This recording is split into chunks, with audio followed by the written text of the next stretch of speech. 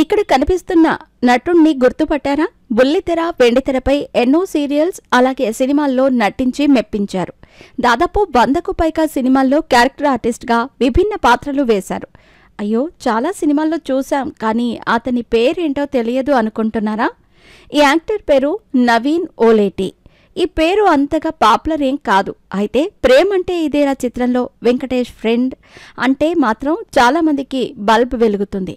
తొలి వలపులో హీరో సోదరుడిగా నటించిన ఈయన నువ్వే నువ్వే, ప్రేమించుకుందాన్రా, విక్రమార్కుడు వంటి సినిమాల్లో మంచి రోల్స్ ప్లే చేశాడు.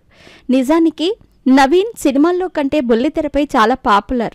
పద్మవ్యూహం, నాన్న లాంటి సీరియల్స్లో నవీన్ పాత్రలు బాగా మెరిశాయి. తర్వాత సినిమాల్లోకి ఎంట్రీ ఇచ్చి ఇక్కడ కూడా పలు సపోర్టింగ్ రోల్స్తో ఆకట్టుకున్నాడు.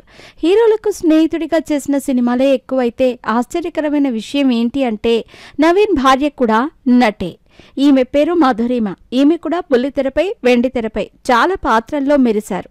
ఆర్ నారాయణమూర్తి దర్శకత్వంలో వచ్చిన దళం సినిమాతో ఈమె ఇండస్ట్రీకి పరిచయమయ్యారు.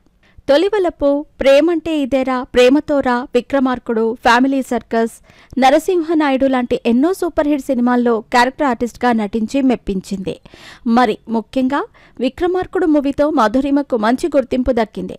ఈ సినిమాలో రాజీవ్ కనకాల భార్యగా ఆమె కనిపించింది. ఇక ఇదే సినిమాలో నవీన్ ఓలేటి కూడా పోలీస్ కానిస్టేబుల్ మంచి పాత్రలో మెరిశాడు.